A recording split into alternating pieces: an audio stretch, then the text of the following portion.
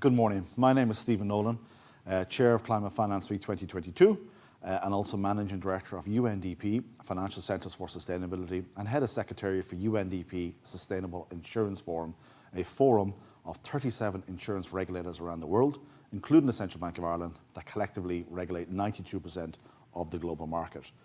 Today's session I'm really excited about.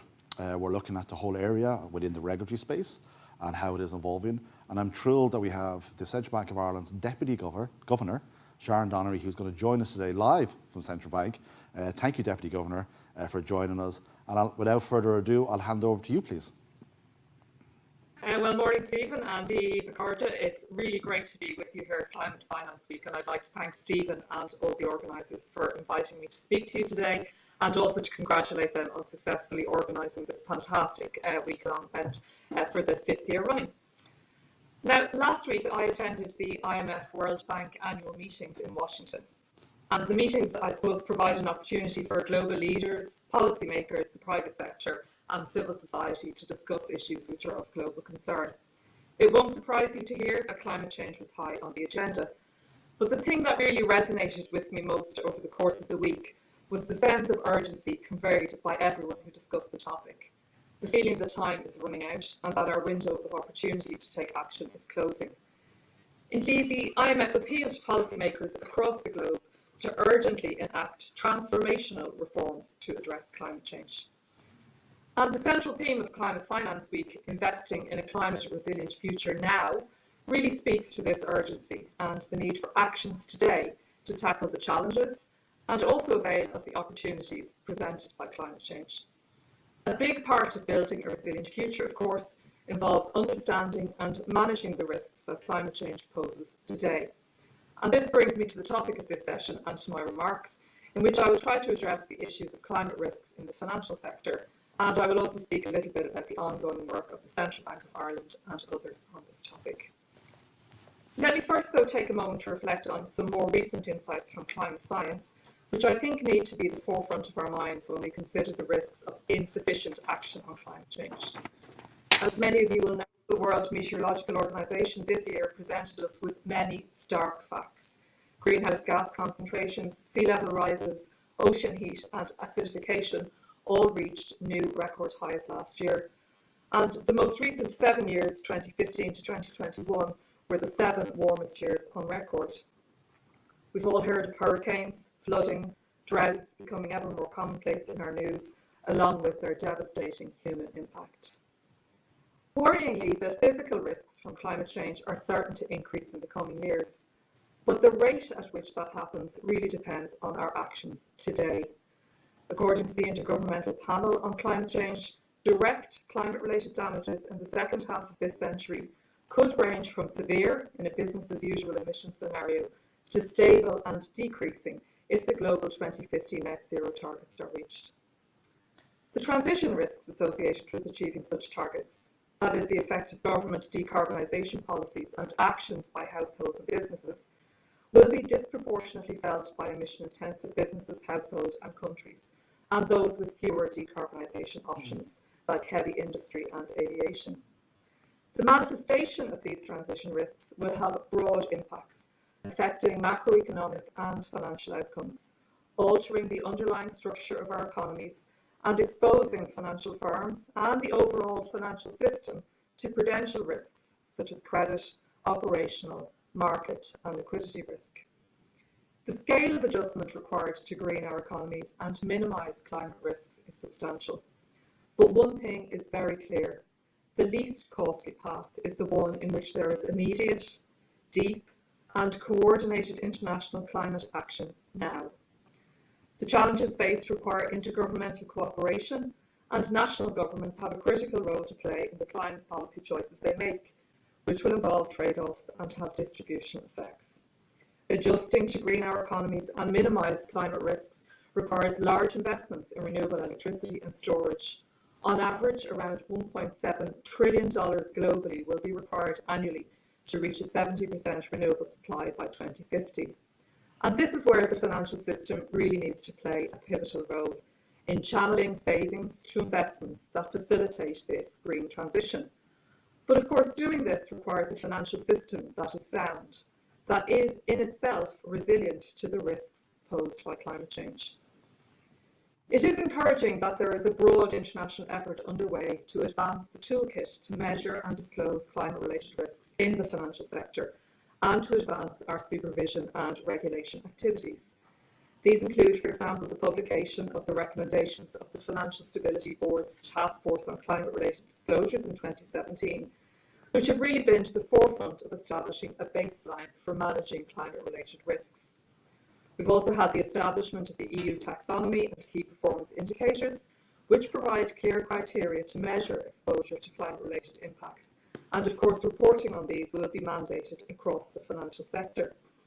The Basel Committee on Banking Supervision has also recently published principles for the effective management and supervision of climate-related financial risks. Despite this progress, however, there is no doubt that gaps remain, including a lack of data to adequately measure climate-related risks and a lack of common standards to really define risks and disclosures.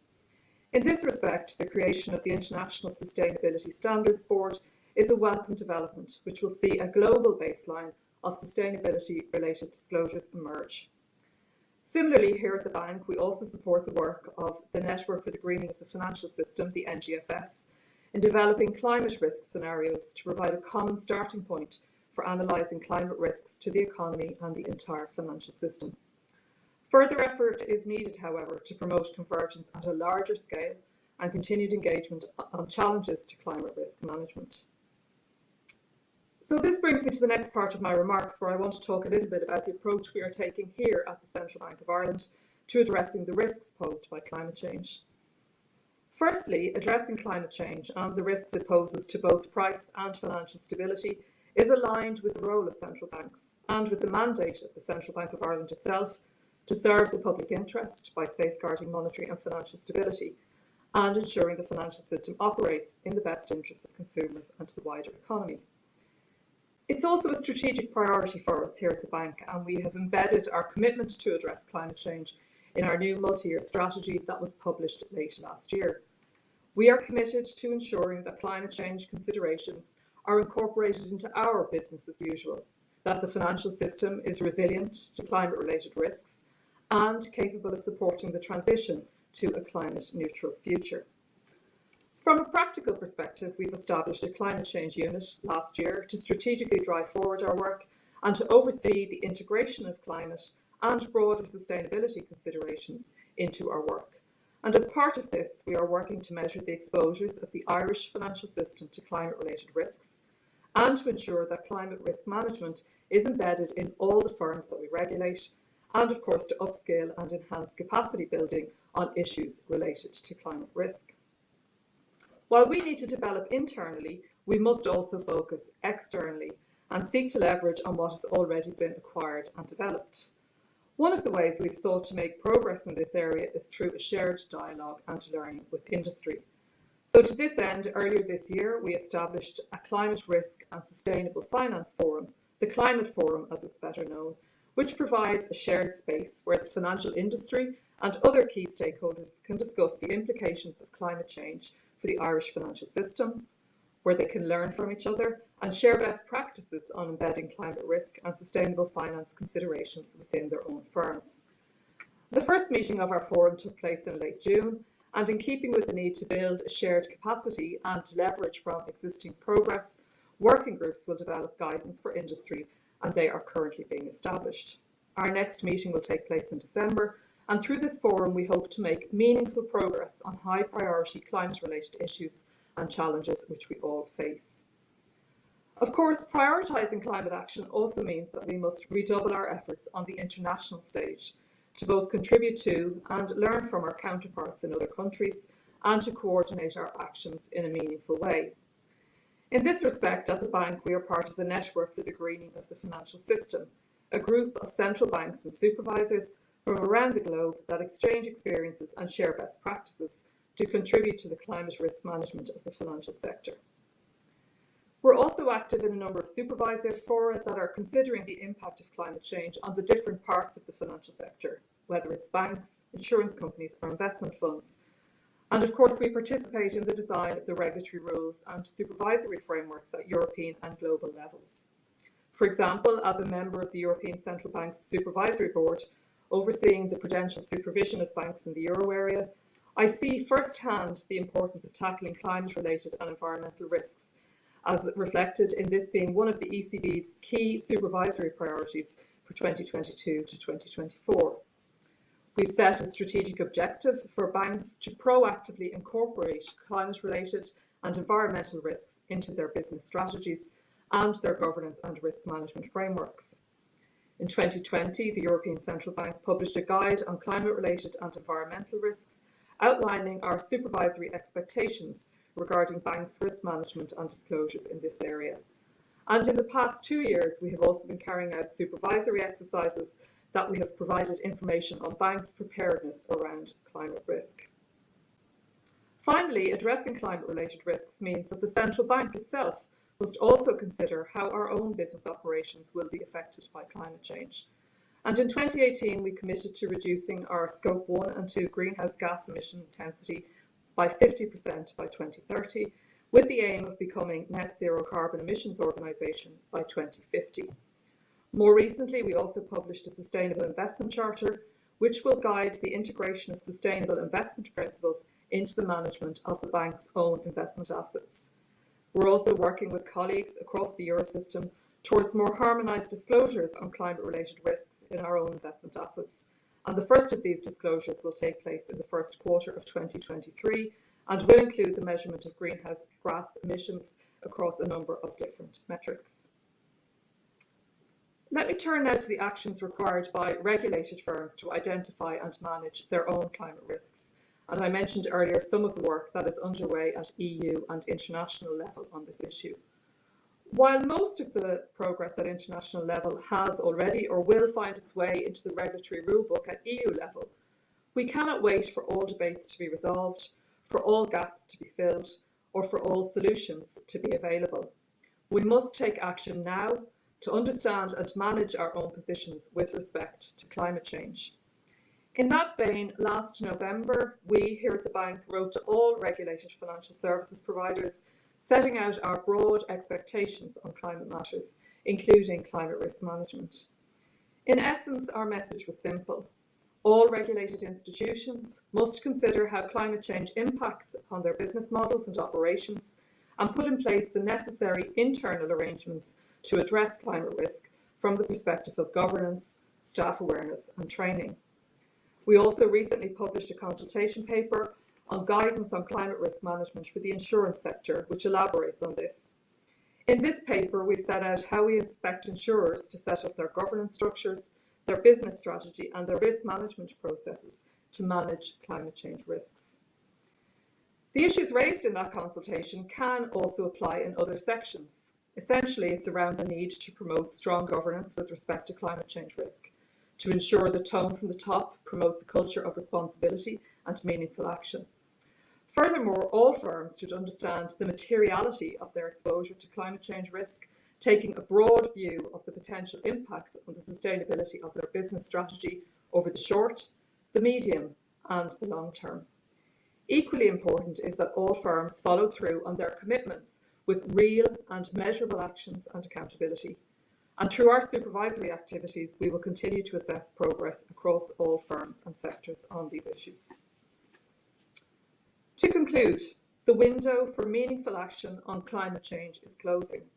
Urgent progress is needed at national and international levels, and we need to be collaborative and innovative in meeting the challenge ahead. At the IMF World Bank annual meetings last week, the warnings were stark.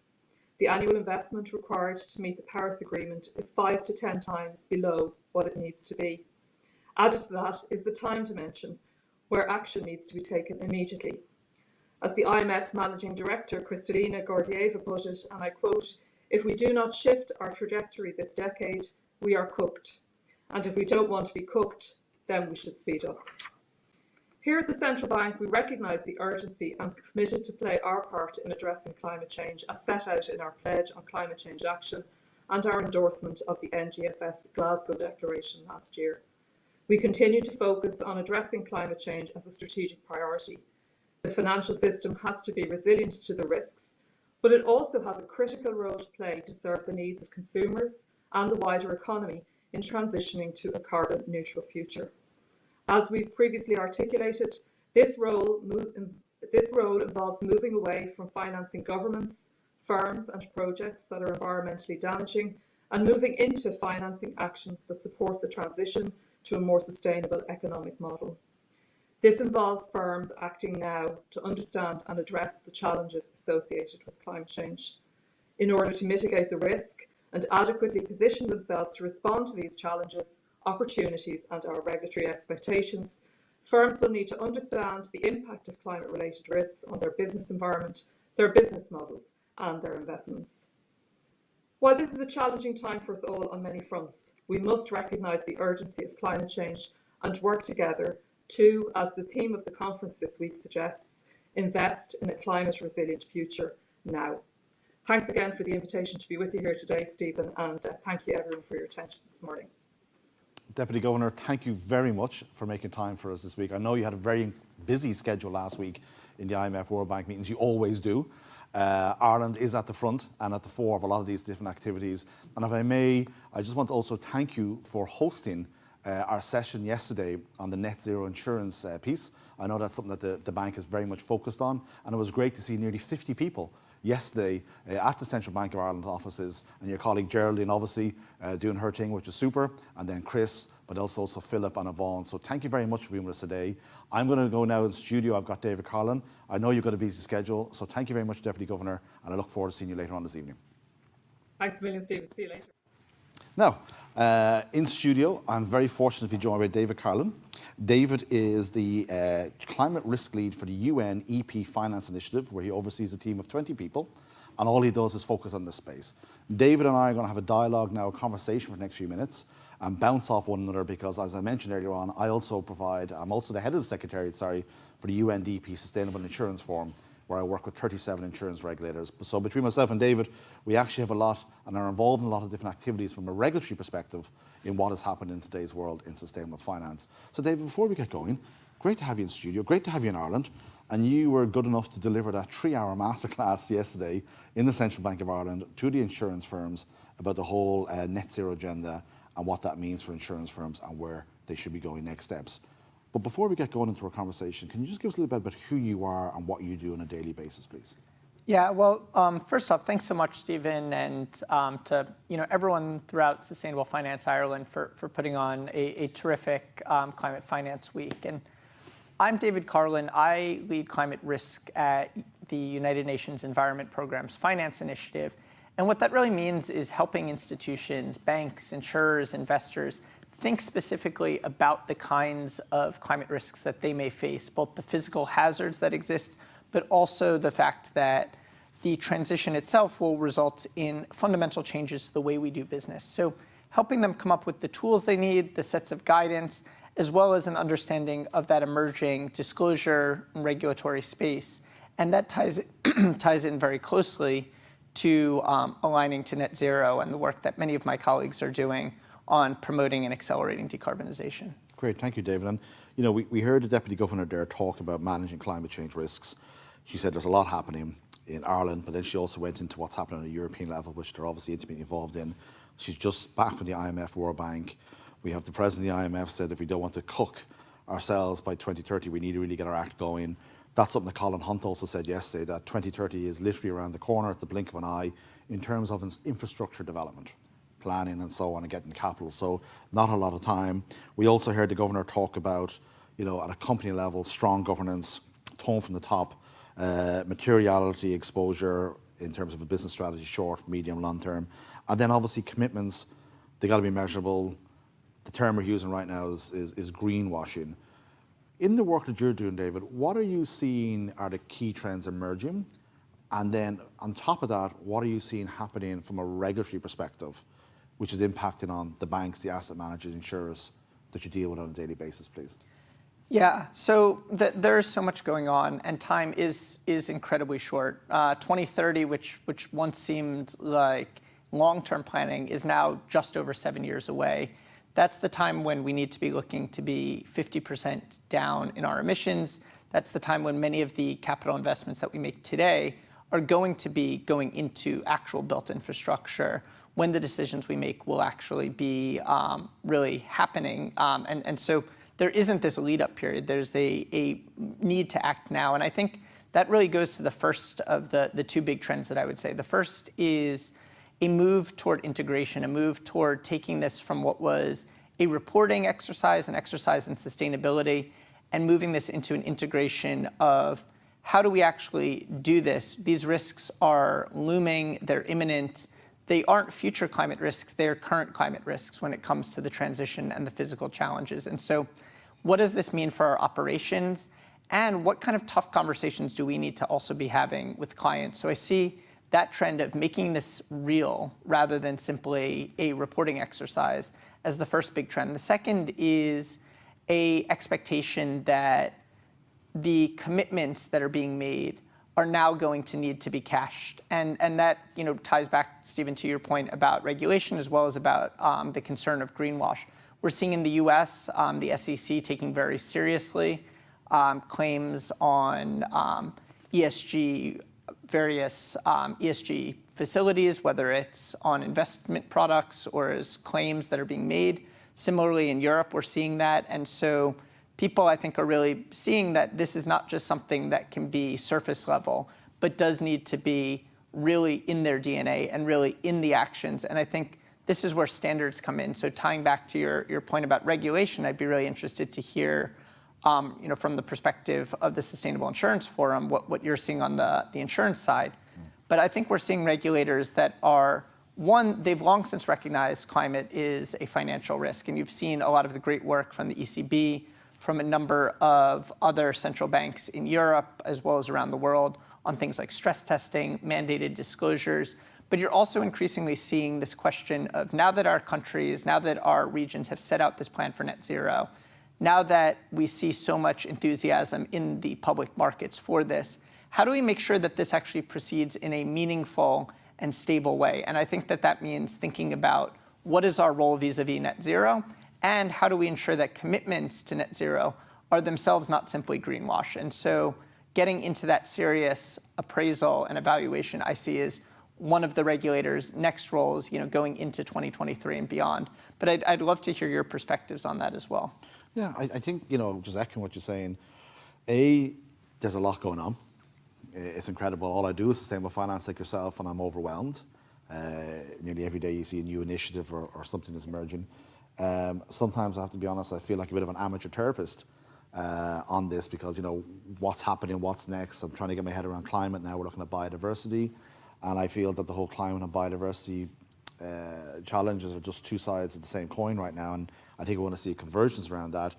And also we're going to see the third element. You're going to see climate, biodiversity, and then just transition. I think we will converge over the coming years, and one hopes that will happen. But from the perspective of the Sustainable Insurance Forum, 37 members, growing. Interestingly, in the last year or so, an increase in US members.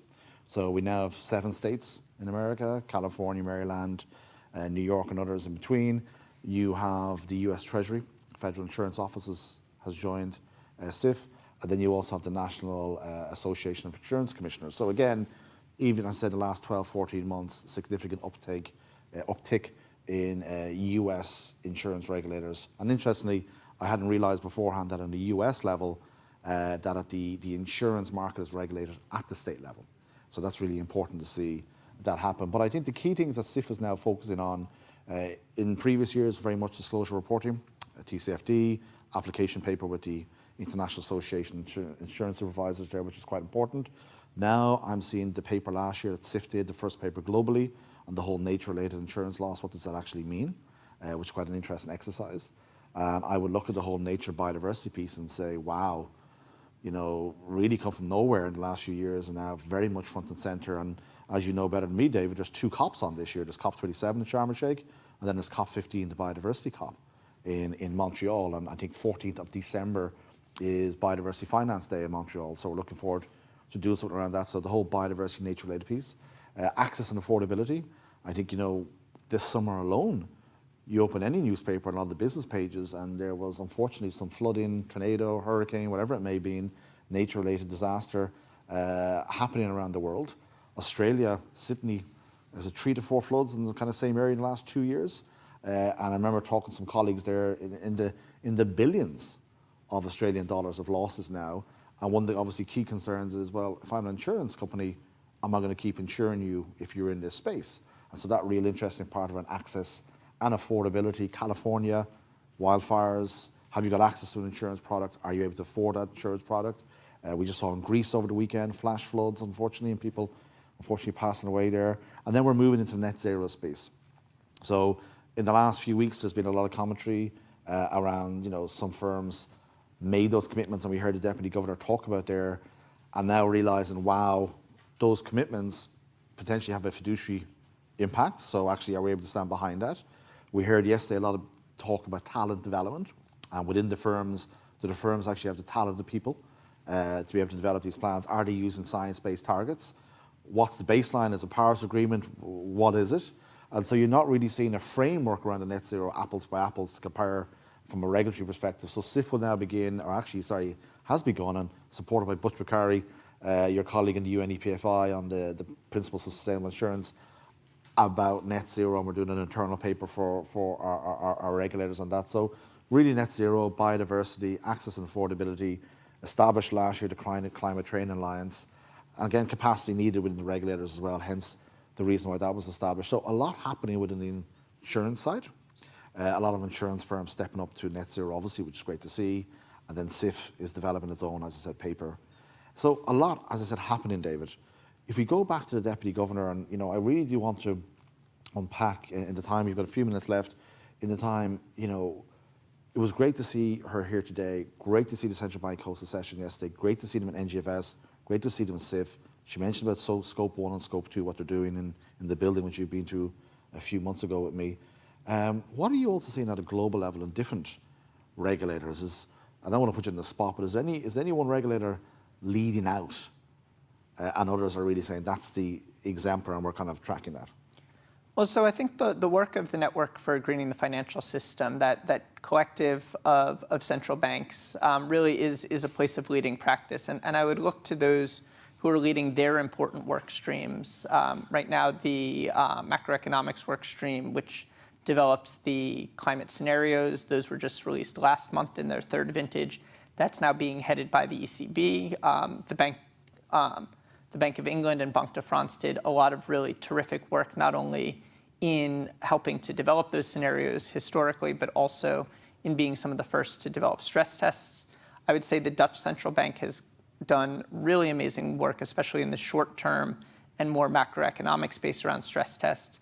But we're really seeing innovation, and this is one thing from our perspective in the Finance Initiative, is we are working now in Latin America to develop a community of practice of those regulators, working with SEMLA, one of the key convening institutions, as well as the NGFS, and really thinking about how do regulators on a local level, on a regional level, how do they move forward? Because they know their supervisees best. They know the challenges that are going to be faced. And so taking a lot of this tremendous work that's been done by the Network on Greening the Financial System, the NGFS, and really applying that at a local level, I think that what you're seeing, and you mentioned biodiversity and a number of really great initiatives, whether it's the Task Force on Nature-Related Financial Disclosures or additional work of the NGFS going on in that space, is very much self-consciously and directly learning from the work that's been done on climate, because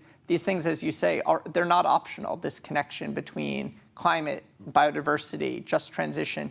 And so supervisors not only have a lot on their plate, but fortunately have a lot of people that are treading these paths and taking learnings from one area, from climate, into nature and biodiversity. And I think that is the only way we're going to be able to move fast enough, is if we learn from each other, if we take the steps that are necessary to see what works, and also to really get local. While we take these global initiatives, this needs to make sense locally, and it needs to have the resonance and the enforcement of those local regulators. So maybe just as a last point for you, Stephen, I'd be interested to hear, how do you see regulators interacting with their supervisees on some of these issues? How do you see requirements that are coming out accelerating the progress of thoughts around net zero, thoughts around disclosure, biodiversity amongst insurers in the marketplace? Well, I think you've got the Net Zero Insurance Alliance, which again Butch and colleagues are overseeing, and so several insurance firms are doing a lot in that space. I think, you know, from a SIF perspective, obviously you've got several other regulators really on top of this. The Bank of England is a great example, but where we are right now is developing an internal paper to kind of say, well, almost like a stock take of what is happening right now in this space. And then based on that stock take, a set of recommendations to SIF members about, well, what can we as SIF, which is really very much recognised as a pathfinder within this space, what can we do into 2023 work programme? So I won't go into detail because it hasn't been shared yet with our members, and it is a membership-based platform. But David, just, you know, we've got 2 minutes left. Last question to you, because, you know, it's about managing financial risk. We've heard from the governor, she's done the whole kind of framework. But if you bring it down to company level, and we heard the governor said, you know, strong governance, tone from the top, and so on and so forth. What are you seeing as best practice right now within corporates on this agenda, if you don't mind, please? Yeah, it's such an important question because, as has been said, good governance does start from the top. And when we were having our masterclass yesterday, we were talking about this, and I asked point blank, what do you need from senior management? What do you need from your boards? And I think the things that really come across are we need them to understand the centrality of these issues. So I think a board that is educated and a board that is knowledgeable about the importance of this, that really is where it starts. But then I think there is a clear understanding of roles and responsibilities, not just at the executive level. I think people think about governance as simply being the head of the organization, but really it's the diffusion and the good connectedness between that head and the body overall. And that means that each person, whether they are a line manager, whether they are a senior executive, understands how this impacts them. And so diffusion, to me, is the key word when it comes to good governance, is each of the principles, each of the ideas around things such as the Task Force on Climate-Related Financial Disclosures, each of these things that we talked about on biodiversity, that there's an understanding of how does this affect me and the way that I do my job. And I think good governance starts with education, but it continues with a clear role and a clear responsibility to take action and to act in ways that are going to be aligned to these necessary both social and overall company level goals. Great. Thank you, David. So we've gone slightly over time today. As I said, thrilled to have Deputy Governor Sharon Donnery join us earlier on and give her keynote. A lot is happening within the central bank, and I think, you know, I hope from what you picked up from myself and David, there's a lot happening globally as well. And, you know, this is only going to pick up in the coming years. And we had Minister Harris here yesterday, and one of the key things that he was highlighting, the support and the investment that government is making via SkillNet Ireland into this new International Sustainable Finance Centre of Excellence to develop talent at an accelerated pace, to turbocharge the development of talent here in Ireland, to meet many of the things that David has just said. That's ongoing, and you as a firm can obviously avail of that. So I want to thank David for his time today. He's in Dublin with us for a few days, and as I said, did the masterclass yesterday in the central bank. And our next event, I believe, is at 11:30 to 12:30, and we're focused on the whole climate and finance development space, which is looking at developing and emerging markets. And we're good enough to have the UN, or we're delighted to have the UN, the World Bank, and the Asian Development Bank, the Irish Department of Finance, and KPMG's global lead on decarbonisation, Mike Hayes, join us at that time. So I hope to see you back here in the studio, virtually with us, at 11:30 today. Thank you very much.